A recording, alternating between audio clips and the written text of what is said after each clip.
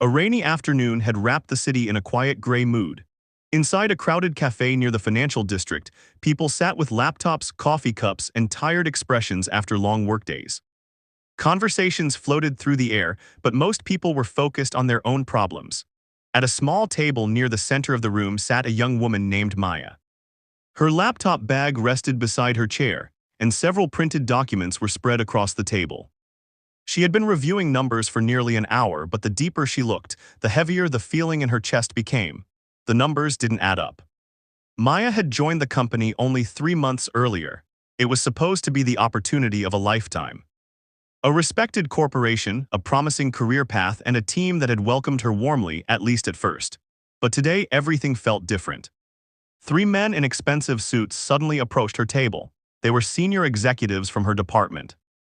Their smiles were polite, but their eyes carried a sharpness that made Maya instantly uneasy.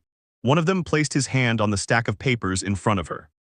"You've been reviewing those numbers for a long time," he said calmly. Maya looked up slowly. "Yes." Another man pulled out a chair without asking and sat across from her. The third remained standing beside the table, glancing around the cafe to see who might be watching. "You found something you shouldn't have," the seated man said. Maya's fingers tightened slightly around the edge of the paper. "These reports are manipulated," she said quietly. "The expenses don't match the official records." The standing man let out a quiet laugh. "That's not your concern. It is if my name is on the approval." The first man leaned forward. "Listen carefully," he said, lowering his voice. "You're new here. People in your position don't question things like this." Maya felt the pressure in the air growing heavier. "I'm not signing something illegal," she replied. The 3 men exchanged glances. Then the tallest one smiled in a way that carried no warmth. "You're making this harder than it needs to be." At nearby tables, several customers had begun to notice the tension, but like most people in uncomfortable situations, they kept their distance. Across the cafe, in a quiet corner near the window, a man sat with his young daughter. The little girl was drawing colorful shapes in a notebook while eating a slice of cake. Her father watched her with a soft smile that suggested he rarely got moments like this. But as the voices from Maya's table grew louder, his attention slowly shifted. "Dad," the girl whispered, glancing toward the men. "They sound angry." The man followed her gaze. He saw Maya sitting stiffly in her chair while the 3 executives surrounded her table. He watched their body language, the way they leaned in, the way they blocked her space. He had seen that kind of pressure before. Back at the table, the conversation had become sharper. "You're signing the document," one of the men said firmly. "No," Maya answered. The word hung in the air like a challenge. The seated executive leaned back in his chair and folded his arms. "Do you understand what happens to employees who refuse to cooperate?" Maya stayed silent. "You lose promotions, projects disappear. Sometimes careers end before they even begin." Her heart pounded, but she forced herself to stay calm. "I'd rather lose my job than lie." The standing man shook his head slowly. "You picked the wrong battle." That was when another voice spoke from behind them.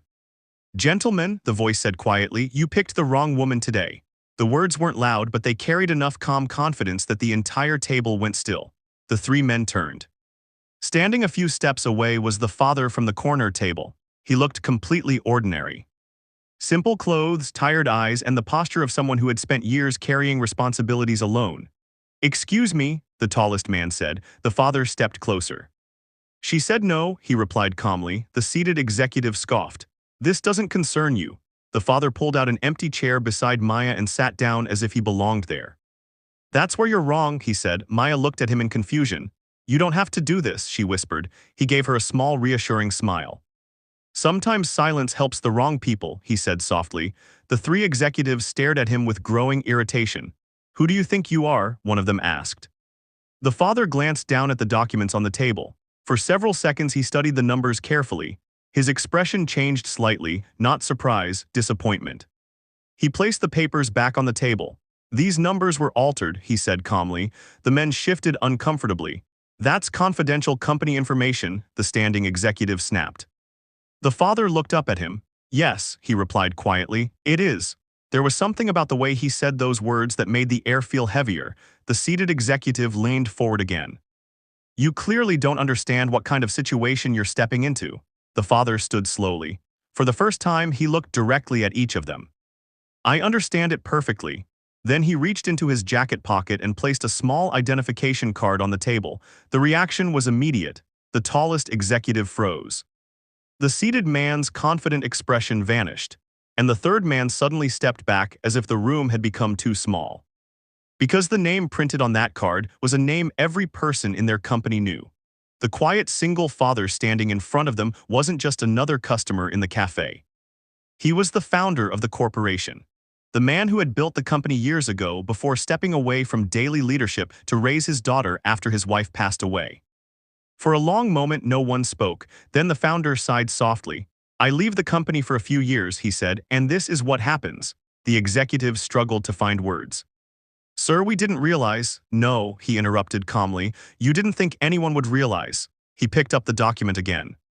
"These fake expense transfers," he continued, "were meant to move company money into private accounts." Maya stared at him, stunned. The executives looked like men who had just walked into a trap. "You tried to force a junior employee to sign this," he said. The tallest executive wiped sweat from his forehead. "It was a misunderstanding." The founder shook his head slowly. "No," he replied. "It was betrayal." He turned to Maya. "You refused to sign," he said. She nodded nervously. "Yes." A small smile appeared on his face. "Good." Then he looked back at the three executives whose confidence had completely collapsed. "You didn't just choose the wrong woman to pressure today," he said quietly. "You chose the worst possible day to reveal who you really are." The entire cafe had fallen silent, and in that silence the truth was impossible to hide. The founder picked up the documents and folded them neatly. "Tomorrow morning," he said calmly, "an internal investigation begins." The executives looked devastated, but he wasn't finished. He turned to Maya again. "You protected the company even when it cost you your comfort," he said.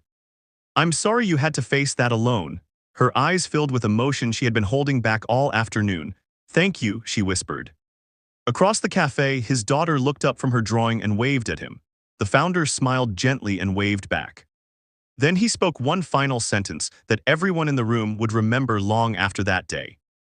"Real strength," he said quietly, "isn't about power or position. It's about choosing honesty when it would be easier to stay silent." And in that moment, the people in the cafe understood something powerful. The quietest person in the room had been the strongest all along.